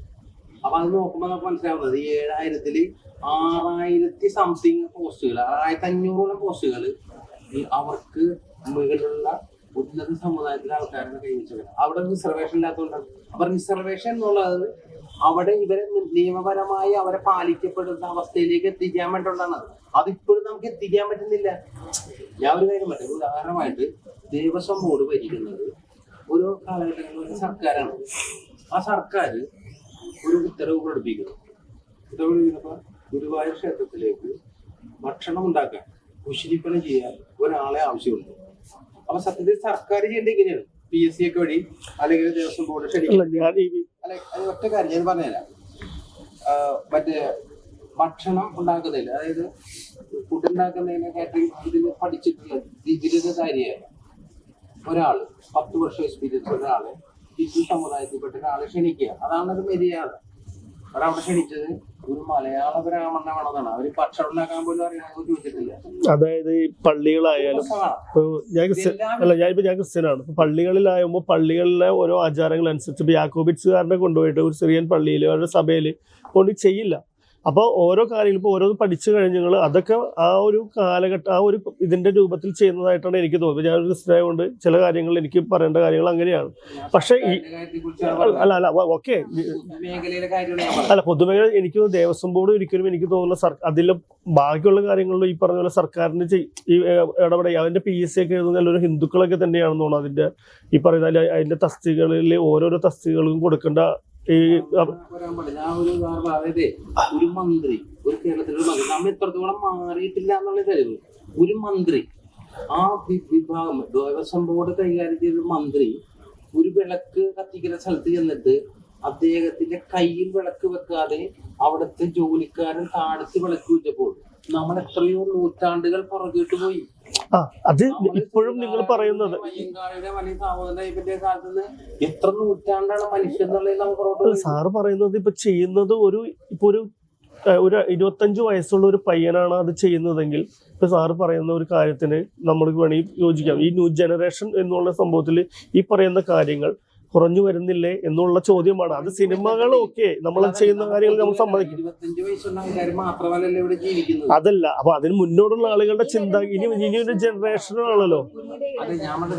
നമ്മൾ ഇത്തരത്തിലുള്ള കാര്യങ്ങൾ സംസാരിച്ചാല് അത് ശരിയാണ്, അത് ശരിയാണ്. അപ്പൊ നമ്മൾ ചോദിച്ച ക്വസ്റ്റ്യൻസിന് ഇപ്പൊ ഏകദേശം ഇപ്പൊ ഇങ്ങനെ സംസാരിച്ചാലാണ് ഈ പറയുന്ന അന്ധകാരങ്ങൾ ഇങ്ങനെ ഉണ്ടായിരുന്നെന്നും ഇതൊക്കെ ഉണ്ടെന്നുള്ള കാര്യങ്ങൾ ബോധ്യങ്ങളിൽ നിന്നും മനസ്സിലായി.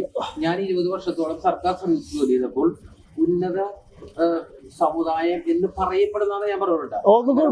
സമുദായമില്ല, എല്ലാ മനുഷ്യരും ഉണ്ടല്ല, തുല്യരാണ്. അങ്ങനെയാണ് ഇന്ത്യൻ ഭരണ പറഞ്ഞത്. ഇന്ത്യൻ ഭരണ പറയുന്നു നമ്മൾ ഇന്ത്യക്കാർ എന്ന് പറഞ്ഞിട്ട് ഞാൻ ഉണ്ടല്ല മറ്റവനാണെന്ന് പറഞ്ഞത് അത് തെറ്റല്ലേ? അത് ശരിയാണ്, അത് ശരിയാണ്. ഞാൻ പറഞ്ഞോളൂ. അതിന് എന്റെ മുമ്പിൽ കണ്ട ഉദാഹരണങ്ങൾ സിനിമയിലൂടെ വെളിപ്പെടുത്തുന്നു. അത് അത്രേ ഉള്ളൂ ആൻസർ. നമ്മള് സിനിമ ഇങ്ങനെ ഭയങ്കര ഇമ്പോർട്ടന്റ് ആണ്. അപ്പൊ ഇവിടെ കുറെ നേരമായിട്ട് ചോദിക്കും. അതല്ല, നമ്മളത് ഒരു ടോപ്പിക്ക് വന്ന് അങ്ങനെയാണ് കയറിപ്പോയി. വേറൊരു ടോപ്പിക്കിലോട്ട് കയറിപ്പോയി. നിരവധി ഫെസ്റ്റിവൽസ് മൂവീസ് മാത്രമല്ല, ഈ നേരത്തെ ബോംബെയിലെ എന്തൊക്കെയോ പ്രോഗ്രാം ഉണ്ട്. അങ്ങനെ അത് എന്തോ തോന്നി ഇല്ല. ഇത് ഞാൻ നേരത്തെ പറഞ്ഞല്ലോ, കാരണം ഇത് ഒരു മിനിമൽ ക്രൂ വെച്ചിട്ട് മിനിമലിൻ്റെ അപ്പുറത്തായിരുന്നു ഇതിൻ്റെ ക്രൂ ഉണ്ടായിട്ടുള്ളത്. അപ്പം ഒന്നാമത് അതൊരു വലിയൊരു ചലഞ്ചായിരുന്നു. കാരണം പിന്നീട് ഈ പറയുന്ന പോലെ 2 സിനിമകളാണ് ചെയ്യേണ്ടത്. അത് അറ്റ് എ ടൈമിൽ ഈ പറയുന്ന അനശ്വരാണെങ്കിലും ഷിജിനാണെങ്കിലും പിന്നെ വേലപ്പൻ സാറാണെങ്കിലും ക്യാരക്ടർ മാറിയിട്ട് വരണം ടോട്ടലി. ഇപ്പം പറയുകയാണെങ്കിൽ ഇപ്പം എന്താണ് നമ്മൾ മമ്മൂക്കാക്ക് അവാർഡ് കിട്ടിയത് പൊന്തന്മാടിയും വിദ്യാനൊക്കെ വെച്ചിട്ടാണ്. കാരണം വിദ്യാനായിട്ടുള്ള ഒരാൾ പിന്നെ വളരെ വിദ്യാൻ ഇപ്പുറത്താണ് ശരിക്കും.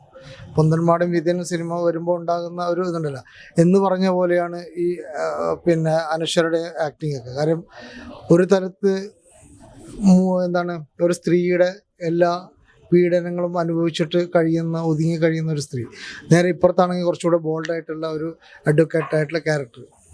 അപ്പം ഇത്തരം ക്യാരക്ടർ അവർ ചെയ്യുന്നപ്പോഴും എനിക്ക് ഒരു ചലഞ്ചായിട്ട് വരുന്നത് എൻ്റെ ഈ 2 മൂഡുകളാണ്. ഒന്ന് ഇച്ചിരി ബ്രൈറ്റ് ആയിട്ടുള്ള ഒരു മൂഡും മറ്റേത് കുറച്ചുകൂടെ ഡാർക്കായിട്ടുള്ള മൂഡുമാണ്. അപ്പോൾ ഈ ഇത്തരം സിറ്റുവേഷൻസിൽ ചെയ്യുമ്പോണ്ടാകുന്ന എന്നെ സംബന്ധിച്ചിടത്തോളം എനിക്കുണ്ടാകുന്ന ചില ഇതുണ്ട്. കാരണം ലൈറ്റിങ് ഇങ്ങനെ വേണം, അല്ലെങ്കിൽ ആ ക്യാരക്ടർ ഇങ്ങനെ ആവണം എന്നുള്ള എൻ്റെ ഒരു പേഴ്സണൽ. ഞാൻ സിദ്ദീഖ് സാറുമായിട്ട് സംസാരിച്ചിട്ട് തന്നെയാണ് ചെയ്തിട്ടുള്ളത്. ആ ഒരു ക്യാരക്ടർ സുഹറ എന്ന് പറയുന്ന ക്യാരക്ടർ ഇച്ചിരിയുടെ ഡാർക്കായിട്ടും മറ്റൊരു ഇച്ചിരി ബ്രൈറ്റായിട്ടും.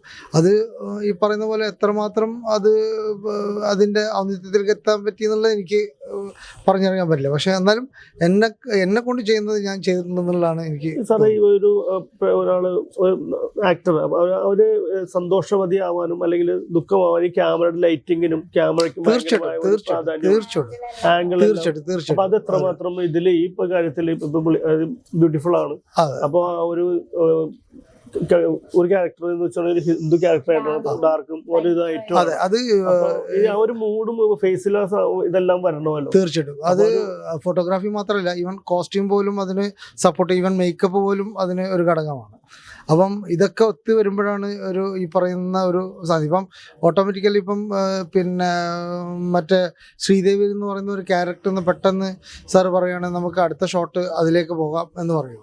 അപ്പോൾ അതിലേക്ക് പോകാന്ന് പറയുമ്പോൾ ഒരു പർദ്ദ ഇട്ടിട്ട് വരുമ്പം ആള് മാറി, പിന്നെ കുറച്ചുകൂടെ ഡാർക്ക് ഷെയ്ഡൊക്കെ മേക്കപ്പിൽ കൊടുത്തിട്ടാകുമ്പം അത് എന്നെ സംബന്ധിച്ചിടത്തോളം എനിക്ക് ഭയങ്കര സപ്പോർട്ടാണ്. ഒരു ലൈറ്റിങ്ങിൻ്റെ മൂഡ് അല്ലെങ്കിൽ ഇങ്ങനെ വരുമ്പം ഈ ലൈറ്റ് ക്യാച്ച് ചെയ്യണം. നേരെ മുറിച്ച് അപ്പുറത്ത് അങ്ങനെയല്ല, അപ്പുറത്ത് ഒരു തുറന്ന ഒരു സാധനമാണ്. അതുകൊണ്ട് അതിനകത്ത് ഒരു പരിമിതിയില്ല. ഇതിനകത്ത് ചില പരിമിതികളൊക്കെ ഉണ്ട്. അപ്പം അങ്ങനെയൊക്കെ വെച്ചിട്ടാണ് ഈ സാധനം ചെയ്തിട്ടുള്ളത്. ഈ ക്യാമറയും ആർട്ടിസ്റ്റുമായിട്ടുള്ള ഒരു റിലേഷൻ ശരിക്കും ഒരു കെമിസ്ട്രി ശരിക്കും വരണ്ടേ എപ്പോഴും ആക്ടിങ്ങിൽ. അപ്പോൾ നമ്മൾ ഇന്ന സ്ഥലത്ത് നിൽക്കണം അല്ലെങ്കിൽ ഇന്ന ആംഗിളിലേക്ക് നോക്കി അതൊക്കെ ശരിക്കും പറഞ്ഞു കഴിഞ്ഞാൽ ഒരു ആർട്ടിസ്റ്റ് എത്രമാത്രം ഇതിലേക്ക് നമ്മൾ അങ്ങനെ ഷൂട്ട് ചെയ്യുമ്പോൾ അത് വരേണ്ടതൊക്കെ എങ്ങനെയായിരുന്നു ശരിക്കും?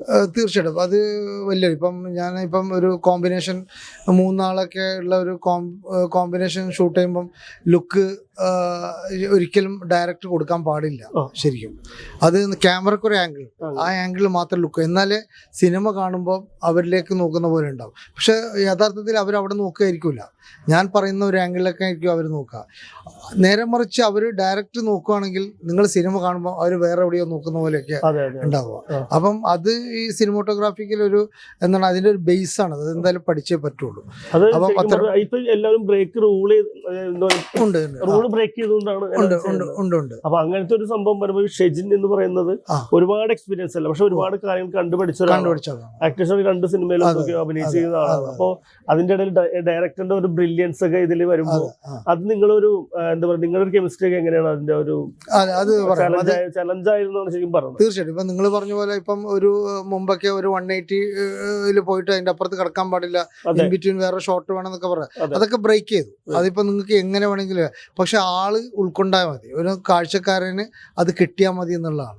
അപ്പോൾ അത് ബ്രേക്ക് ചെയ്തിട്ടുണ്ട്. പിന്നെ ഈ പറയുന്ന പോലെ അക്കാഡമിക്കൽ സിനിമ ആകുമ്പോൾ ഇത്തരം സിനിമകൾ വരുമ്പോൾ ഉണ്ടാകുന്ന കുറേ ക്രൈസിസ് ഉണ്ട്. കാരണം ഇങ്ങനെ പാടുള്ളൂ അങ്ങനെ പാടുള്ളൂ നല്ലൊരു, പക്ഷെ എന്നാൽ പോലും അത് ബ്രേക്ക് ചെയ്തിട്ടുണ്ട്.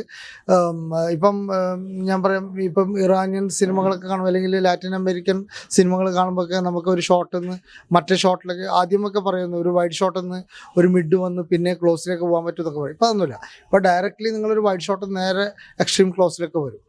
അപ്പോൾ ഒരു പ്രേക്ഷകനെ സംബന്ധിച്ചിടത്തോളം അവനത് കൺവിൻസ് ആണ്. അപ്പം എന്താ പറയാ, ഇപ്പം അത് ഫുൾ ബ്രേക്ക് ചെയ്തിട്ടാണുള്ളത്. അപ്പം അത്തരം കാര്യങ്ങൾ നമ്മൾ ചർച്ച ചെയ്തിട്ട് തന്നെയാണ് ഈ സംഭവമൊക്കെ അതായത് ചെയ്തിട്ടുള്ളത്. എപ്പോഴും ഒരു ക്യാമറമാൻ എന്ന് പറഞ്ഞ ഒരു പകുതി ഡയറക്ടർ ആയിരിക്കും, ബാക്കി ഇവർക്ക് രണ്ടുപേരും ഫുൾ ഡയറക്ടേഴ്സ് എന്ന് പറഞ്ഞാൽ ആ അവരുടെ ഒരു ഇൻപുട്ട് എന്തായിരുന്നു? അല്ല, തീർച്ചയായിട്ടും സിനിമ പറഞ്ഞാൽ നിങ്ങൾക്ക് അഭിപ്രായ വ്യത്യാസങ്ങൾ ഉണ്ടാവും. ശരിക്കും ഞാൻ കേട്ടിട്ടുള്ളതാണ്, നമ്മൾ ഈ ഡയറക്ടറും ഈ ക്യാമറമാനും സ്ക്രിപ്റ്റ് റൈറ്ററും തമ്മിൽ ഒരു മത്സരം തന്നെയായിരിക്കും. ഒച്ചപ്പാടുണ്ടാവും, ബഹളം ഉണ്ടാവും, അഭിപ്രായ വ്യത്യാസങ്ങൾ ഉണ്ടാവും. നിങ്ങൾ മൂന്നുപേരും എങ്ങനെയാണ്? അല്ല, തീർച്ചയായിട്ടും സിനിമ എന്ന് പറയുന്നത് ഒരു ഡയറക്ടറുടെ കാഴ്ചപ്പാടുള്ള തന്നെയാണ് ഞാൻ ഇപ്പോഴും വിശ്വസിക്കുന്നത്. സിനിമ എന്ന് പറഞ്ഞാൽ ഡയറക്ടറുടേതാണ്. പക്ഷേ നമ്മുടെ ഡയറക്ടറുടെ ആയാൽ പോലും തന്നെ നമ്മുടെ ഒരു എന്താ പറയുക, ഈ ഒരു കെമിസ്ട്രി, അതായത് നല്ല ഒരു ക്യാമറമാനെ കിട്ടുകയാണെങ്കിൽ അത് മനസ്സിലാക്കാനുള്ള ഒരു കാപ്പബിലിറ്റി ഉണ്ടാവണം, ഒരു ക്യാമറമാന് ഉണ്ടാവണം. അതേപോലെ തന്നെ ക്യാമറമാൻ പറയുന്നത് കേൾക്കാനുള്ള ഒരു മനസ്സും ഡയറക്ടർക്ക് ഉണ്ടാവണം. എന്നാൽ മാത്രമേ നല്ലൊരു സിനിമ ഉണ്ടാവും എന്ന് വിശ്വസിക്കുന്ന ഒരാളാണ് ഞാൻ. അത് തീർച്ചയായിട്ടും ഇവിടെ സംഭവിച്ചിട്ടുണ്ടെന്നാണ് ഞാൻ വിശ്വസിക്കുന്നത്. തീർച്ചയായിട്ടും. പിന്നെ എനിക്ക് ഏറ്റവും സന്തോഷം തരുന്നത് ഇതിൻ്റെ എഡിറ്റർ, എൻ്റെ സുഹൃത്ത് ശൈലേഷ്. അപ്പം പുള്ളി, ഞാൻ വിളിച്ച് ചോദിക്കും, ഫസ്റ്റ് കട്ട് ഇങ്ങനെ ചെയ്തുകൊണ്ടിരിക്കുമ്പോൾ പുള്ളി എന്നോട് പറഞ്ഞൊരു വാക്കുണ്ട്. പുള്ളി പറഞ്ഞു, ഒരുപക്ഷെ ഞാൻ ഈ സിനിമ ചെയ്തില്ലായിരുന്നെങ്കിൽ എനിക്കത് ഭയങ്കര നഷ്ടമായി പോയെന്ന് പുള്ളി പറഞ്ഞു. ആ ഒരു വിശ്വാസം അത് എന്നെ സംബന്ധിച്ചിടത്തോളം എനിക്ക് ഏറ്റവും വലിയൊരു അതെ. പുള്ളി അത് പറയുമ്പോൾ ഉണ്ടാകുന്ന വല്ലാത്തൊരു എന്താ പറയണ്ട ഒരു സന്തോഷം എനിക്ക് ഉണ്ടാവാറുണ്ട്. അത് ഞാൻ ഡയറക്ടർ സാറോടും ഞാൻ സംസാരിച്ചിട്ടുണ്ടായിരുന്നു. പുള്ളി അങ്ങനെ പറഞ്ഞിട്ടുണ്ട്. അല്ല, എന്നാൽ മാത്രം നല്ല സിനിമകളുണ്ടാവും. തീർച്ചയായിട്ടും ഒരാള് മുട കാണിച്ച മൊത്തം പോയില്ല, മൊത്തം ക്രൂവിനെ ബാധിക്കും അത്. അല്ലല്ല, നന്നായിട്ടുണ്ട്. ആ ക്യാരക്ടറിന് ആപ്റ്റാണ്. ഞാൻ നേരത്തെ പറഞ്ഞു.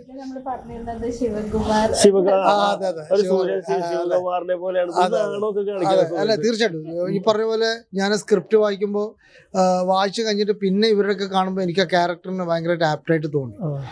കാരണം അവരുടെ ഫേസും ചലനവും ഒക്കെ, പിന്നെ ഡയറക്ടർ സാറെ പറഞ്ഞു കൊടുക്കുന്ന രീതിയും ഒക്കെ അതിനായിട്ട് ഭയങ്കര ഇൻവോൾവ് ആയിട്ട് തോന്നി. പിന്നെ ഈ പറഞ്ഞ പോലെ ഏറ്റവും വിഷമം പിടിച്ചതെന്ന് പറയുന്നത് ഇത് തന്നെ, നമ്മുടെ ഒരു മിനിമൽ സാധനത്തിൻ്റെ അപ്പുറത്ത് നിൽക്കുമ്പോൾ ഉണ്ടാകുന്ന ചില ചലഞ്ച് ഉണ്ട്. അതാണ് ഏറ്റവും അത് അടിപൊളിയാക്കി. കാരണം ഇതൊക്കെ പറയുമ്പോൾ തന്നെ നമുക്കതൊരു ആ ഒരു ഇത് ഫിലിം ഫെസ്റ്റിവലിൽ പോകുന്ന ഒരു മൂവിയുടെ ഒരു അറിയാലോ, നമ്മൾ പല സിനിമകളും കാണാനുള്ളതാണ്. അപ്പോൾ നമ്മൾ സിദ്ദിഖ് പറഞ്ഞു, ഇദ്ദേഹത്തെ ഇങ്ങനെ ഈ പറഞ്ഞമാതിരി ഓരോ സീനുകളെ ചെയ്യുമ്പോഴേ പുള്ളി ഇങ്ങനെ കയറി വന്നുകൊണ്ടിരിക്കണായിരുന്നു.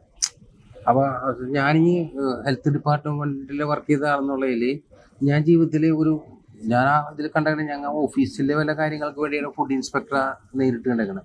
ഞങ്ങളായാലും ഫുഡ് ഇൻസ്പെക്ടറെ ജീവിതത്തിൽ നേരിട്ട് കണ്ടിട്ടുണ്ട്. എല്ലാ സ്ഥലത്തും താലൂക്കിൽ ഒരാളുണ്ട്. അപ്പോൾ ഞാനൊരു ഫുഡ് ഇൻസ്പെക്ടറാണ് അവതരിപ്പിക്കുന്നത്. എൻ്റെ പഞ്ചായത്തിലെ ഫുഡ് ഇൻസ്പെക്ടറെ ഞാൻ കണ്ടിട്ടില്ല. അപ്പോൾ എനിക്ക് ഇവരുടെ ഒരു ബോഡി ലാംഗ്വേജ് ഇതൊക്കെ എനിക്കറിയാം. കാരണം എങ്ങനെയാണ് ഒരു കടയിൽ ഇൻസ്പെക്ഷൻ നടത്തുന്നത്. അപ്പോൾ ഒരു തമാശയും കൂടി പറയാം ഇത് അവസാനിപ്പിക്കുന്നതിന് മുമ്പ്. അപ്പോൾ ഇദ്ദേഹം വെൽ ഡ്രസ്സിൽ, അതായത് വളരെ കണിച്ചത കാണിക്കുന്ന ഒരു ഉദ്യോഗസ്ഥനാണ് സതീശൻ, ഫുഡ് ഇൻസ്പെക്ടർ. അയാൾ ഒരു വിട്ടുവീഴ്ചയും ചെയ്യില്ല. അപ്പോൾ ഇയാൾ ചോദിക്കുന്ന ഒരു ചോദ്യമുണ്ട് എപ്പോഴും. ഒരു കടയിൽ ചെന്നിട്ട് അവിടുത്തെ മുതലാളിനെ വിളിച്ചാൽ ചോദിക്കും, ഈ ഹോട്ടലൊക്കെ ആണെങ്കിൽ മക്കളുണ്ടോ? മക്കളുണ്ട്. എത്ര വയസ്സുണ്ട്? 30 വയസ്സൊക്കെ ഉണ്ട്. പേരക്കിടാങ്ങളുണ്ടോ? പേരക്കിടാങ്ങളുണ്ട്. എത്ര വയസ്സുണ്ട്? 3 വയസ്സുണ്ട്, 5 വയസ്സുണ്ട്. അവരൊക്കെ ഇഷ്ടമാണോ? പിന്നെ അങ്ങനെ ആയിരിക്കുള്ള ആൾക്കാർക്ക് ഏറ്റവും ഇഷ്ടം.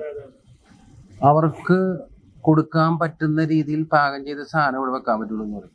അതാണ് പുള്ളിയുടെ ഡയലോഗ്. വേറെ ഒന്നും പറയണ്ടല്ലോ എനിക്ക്. ആ പിള്ളേർക്ക് നിങ്ങൾക്ക് കൊടുക്കാൻ ധൈര്യമുള്ള സാധനങ്ങളില്ലേ, അതിവിടെ ഉണ്ടാക്കി വിൽക്കാവുള്ളൂ എന്നാണ് പുള്ളി പറഞ്ഞത്. അപ്പം അങ്ങനത്തെ ഒരു ഓഫീസറെ എനിക്കറിയാം. അപ്പം അത് വെച്ചിട്ട് നമ്മൾ മോൾഡ് ചെയ്തത്. പക്ഷേ ഈ ഇദ്ദേഹം സത്യത്തിലേ, ഞാനും ക്യാമറ വെച്ചിരിക്കുന്നത്, ഞാനും ജൽബായി ക്യാമറ വെച്ചിട്ട് ഞങ്ങളിങ്ങനെ മാറി നിൽക്കുമ്പോൾ എനിക്ക് എൻ്റെ ആ ഒരു ഫീൽഡിൽപ്പെട്ട ഒരു ഫുഡ് ഇൻസ്പെക്ടർ ആ കടയിൽ ഇൻസ്പെക്ഷൻ ചെയ്ത മാതിരിയാണ് ഫീൽ ചെയ്തത്. കൺഗ്രാറ്റുലേഷൻസ്. ആദ്യമായിട്ടാണ് ഒരാൾ അഭിനയിച്ചത്. അതിപ്പോ നന്ദി മാത്രമല്ല, ഇത് അത് വേറെ തമാശയിലല്ല. അതായത് ഇദ്ദേഹം, ഞാനപ്പോൾ ഇത് കണ്ടിട്ട് ഞാൻ ഈ സീനിൽ ഇടപെടാതെ നിന്നുപോയി. കുറച്ചു നേരം സ്തബ്ധനായി നിന്ന് പോകുന്നു പറയില്ലേ, അതേമാതിരി നിന്നുപോയി. അപ്പൊ സത്യത്തിൽ പുള്ളിയുടെ കൂടെ എൻ്റെ സുഹൃത്തും ഈ സിനിമയുടെ സംവിധായകനുമായ ഒരാളാണ് പിയൂനായിട്ട് അഭിനയിക്കുന്നത്. അപ്പൊ ഞാൻ ഇങ്ങനെ നിന്ന് പോയപ്പോൾ ഒരു ഷോട്ട് പോണതിന്റെ കാര്യങ്ങൾ കൂടി പറഞ്ഞാണ്. ഇദ്ദേഹം സാധനങ്ങളൊക്കെ ഇങ്ങനെ പരിശോധിക്കുന്നുണ്ട്. അപ്പൊ ഞാൻ കുറച്ചു നേരം അങ്ങനെ സ്തബ്ധനായിട്ട് നിന്നപ്പോൾ പിയൂണും സാധനങ്ങൾ എടുത്ത് പരിശോധിക്കുന്നത്. അത് റോങ് ആണ്, അത് പിയൂൺ എടുക്കാൻ പാടില്ലത്. അപ്പൊ ആ ഷോട്ട് പോയിന്നത് നമ്മ വൈകുന്നേരം എടുക്കേണ്ടത്, അത് രണ്ടാമത് എടുക്കേണ്ട വന്നത്. ഇദ്ദേഹം നന്നായി ചെയ്ത സാധനം രണ്ടാമത് എടുക്കേണ്ട വന്നു. കാരണം പിയൂൺ നോക്കിയപ്പോ നല്ല ഒരു തരം. അപ്പൊ അദ്ദേഹം എടുത്ത് പരിശോധിക്കുകയാണ്. അങ്ങനെ പിയൂണിന്റെ അടുത്ത് പരിശോധിക്കാൻ അധികാരമില്ല. ഈ ഫുഡ് ഇൻസ്പെക്ടർ എന്ന് പറഞ്ഞ ആള് ഗസ്റ്റഡ് ഓഫീസറാണ്. അപ്പൊ ഇദ്ദേഹം 3 പേരെ ആ ഓഫീസിൽ ഉണ്ടാവുള്ളൂ. ഒരു ക്ലർക്കും ഒരു പിയൂണും ഫുഡ് ഇൻസ്പെക്ടറും. ഈ ഓഫീസിലെ ഈ ക്ലർക്കിനെ ഇവരെയൊക്കെ ഞാൻ സർക്കാർ ഇപ്പൊ പെൻഷനൊക്കെ തരുന്നുണ്ട് BRS എടുത്തെങ്കിലും പറയാൻ പാടില്ല. ഇവര് ഒന്നും ആരും കാണാത്ത ആൾക്കാരാണ്. ഇവരൊന്നും പരിശോധിക്കാനും പോവാറില്ല. ഇത് വരുമോ, ഇത് കട്ട് ചെയ്ത് കളയില്ല. എല്ലാം വരും. ഇനിയിപ്പോ എല്ലാ സ്ഥലവും വരും. അല്ല വേറൊരു കാര്യം ഞാൻ ജീവിതത്തില് ഈ സിനിമയില് ഈ ചോദിക്കാൻ സത്യസന്ധമായിട്ട് മറുപടി പറഞ്ഞു. കോടികൾ പ്രതിഫലം മേടിച്ച് PR വർക്ക് സിനിമയ്ക്ക് വേണ്ടി ചെയ്ത ഒരാളാണ് PR ഷെജിൻ. ഇദ്ദേഹത്തിന്റെ പ്രതിഫലം നിങ്ങൾ പറയണം. എത്ര കോടിയാണ് കൊടുത്തത്? ഇത് അടുത്ത സിനിമയ്ക്ക് എത്ര കൊടുക്കേണ്ടതെന്ന് പറയണം. ഇദ്ദേഹം അടുത്ത സിനിമ പ്രൊഡ്യൂസ് ചെയ്യും. എന്റെ ചാൻസ് പോയി. ഇതിപ്പോ നമ്മളൊരു കൊമേഴ്ഷ്യൽ ആയിട്ട് തിയേറ്ററിലേക്ക് വരികയാണെങ്കിൽ ഇതിന്റെ എങ്ങനെയായിരിക്കും? അല്ല, അതിന്റെ ഇതിന്റെ വിഷയം എന്നറിയാവോ? ഞാൻ നേരത്തെ സൂചിപ്പിച്ച പോലെ സിനിമ സാക്ഷരത ഉള്ളൊരു നാട്ടിലാണെങ്കിൽ, ഇപ്പൊ ലാറ്റിൻ അമേരിക്ക, അതിൽ മിഡിൽ ഈസ്റ്റ്, ഇറാൻ, അങ്ങനെയൊക്കെയുള്ള സ്ഥലങ്ങളിലാണെങ്കിൽ നമ്മളിപ്പോ സിനിമ ഇറങ്ങിയെന്ന് വെച്ചു. ഇവിടുത്തെ സൊസൈറ്റിയിൽ ജനങ്ങളെ ബാധിക്കുന്ന വിഷയങ്ങളാണെങ്കിലും ഉള്ളത്.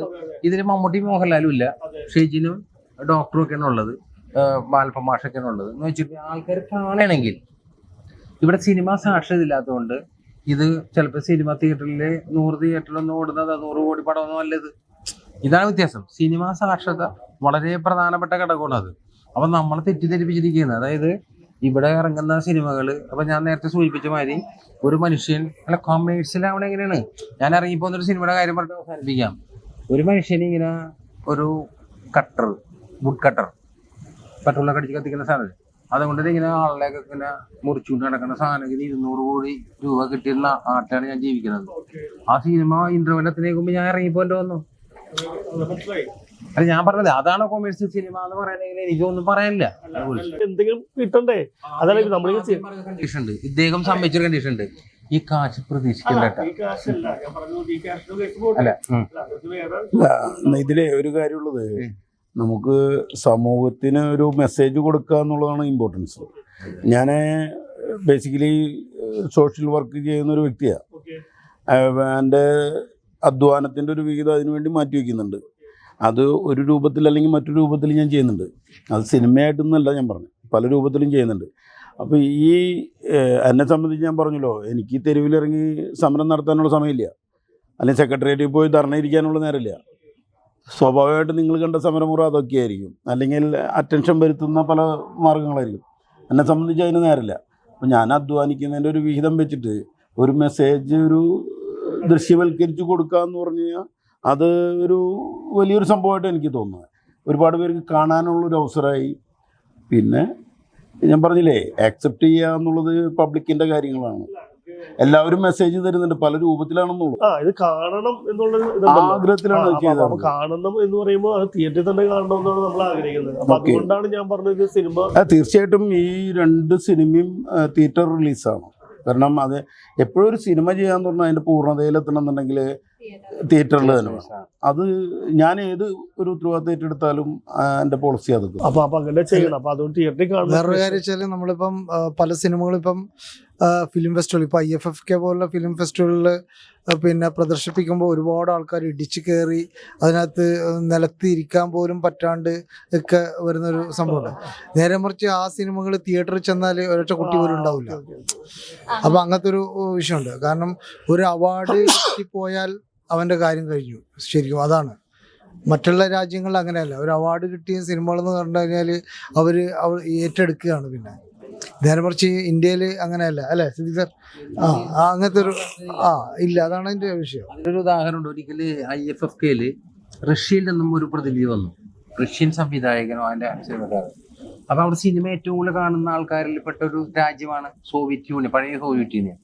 അപ്പം നമ്മുടെ ആൾക്കാർ ചോദിക്കണില്ല, ഒരു കച്ചവടം, ഞങ്ങളാണ് ഏറ്റവും കൂടുതൽ സിനിമ ഉണ്ടാക്കുന്നത്, നിങ്ങളാണ് ഏറ്റവും കൂടുതൽ സിനിമ കാണുന്നത്, നമ്മൾക്കൊരു കൾച്ചറൽ ഒരു അണ്ടർസ്റ്റാൻഡിങ് ഉണ്ടാക്കിയാൽ ഈ സിനിമകളൊക്കെ അവിടെ കൊണ്ടുപോയി വിൽക്കാൻ പറ്റില്ല എന്ന് ചോദിച്ചു.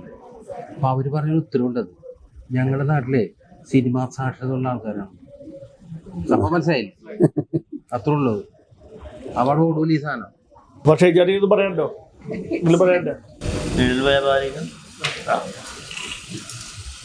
നിഴൽ വ്യാപാരികളെ കുറിച്ച് ഏകദേശം ധാരണയായില്ലേ? എന്തായാലും പടം നിങ്ങളെല്ലാവരുടെയും സപ്പോർട്ട് ഉണ്ടാകണം. കാര്യം നിരവധി അവാർഡ് മേളകൾ മത്സരിക്കാൻ വേണ്ടി അയക്കുന്നുണ്ട്.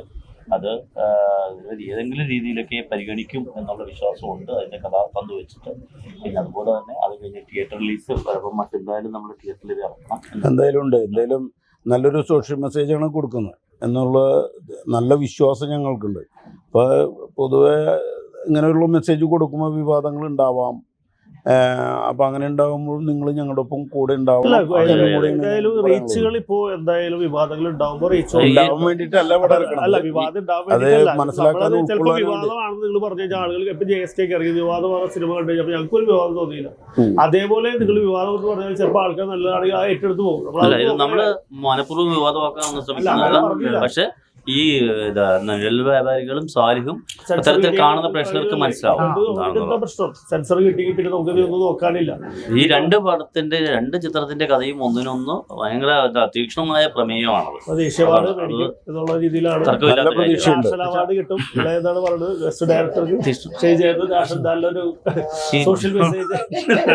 സോഷ്യൽ മെസ്സേജ് ഉള്ള ചിത്രമാണ്.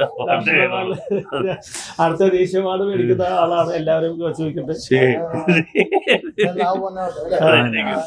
അപ്പൊ എന്തായാലും ഈ ചിത്രത്തിന് നിങ്ങളുടെ സപ്പോർട്ട് ഇനിയും ഉണ്ടാകുക.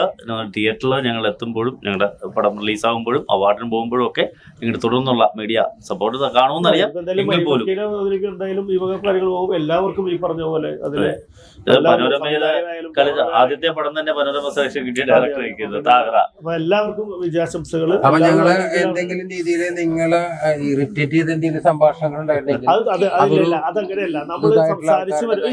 നമ്മൾ സംസാരിച്ചു വരുമ്പോ അത് വേറെ ഭാഷ ഇതിലേക്ക് പോകും. അതെല്ലാ ഇന്റർവ്യൂസിലും എല്ലാവർക്കും വരുന്ന കാര്യം. നമ്മൾ പോയിന്റ് ചെയ്ത് നിൽക്കാൻ പറ്റില്ല. അതൊന്നുമില്ല. അത് നമ്മള് ചിലപ്പോ നിങ്ങൾക്ക് അത് തോന്നിയാലും ഞങ്ങൾക്ക് അത് തോന്നില്ല. കാരണം ഞങ്ങള് ആങ്കർമാരാണ്, ഞങ്ങൾക്ക് അങ്ങനെ തോന്നാൻ പാടില്ല. ഞാൻ ഈ പത്രബോധത്തിലൂടെ വന്ന ഒരാളുണ്ട്. അപ്പൊ സകലവല വല്ലവരാണ്. അപ്പൊ ഞങ്ങളീ പറഞ്ഞ പോലെ അതില് ഞങ്ങളിപ്പോ നമ്മള് ഇതല്ല ഇങ്ങനെ ഒരു ചർച്ച കിട്ടുമ്പോ ചിലപ്പോ കൂടെ ഇരിക്കുന്നവർക്ക് നമുക്ക് വേണമെങ്കിൽ ഒരു ദിവസം ഇന്റർവ്യൂ ചെയ്യാം, നമുക്ക് അതിനെ കുറിച്ച് സംസാരിക്കാം. അത് കുഴപ്പം, സ്റ്റുഡിയോ ഉണ്ട്, നമുക്ക് സംസാരിക്കാം. അതൊന്നും വിഷയമുള്ള കാര്യമല്ല. സപ്പോർട്ട് ചെയ്യുക. അതോടൊപ്പം തന്നെ എല്ലാവർക്കും ഓണാശംസകൾ.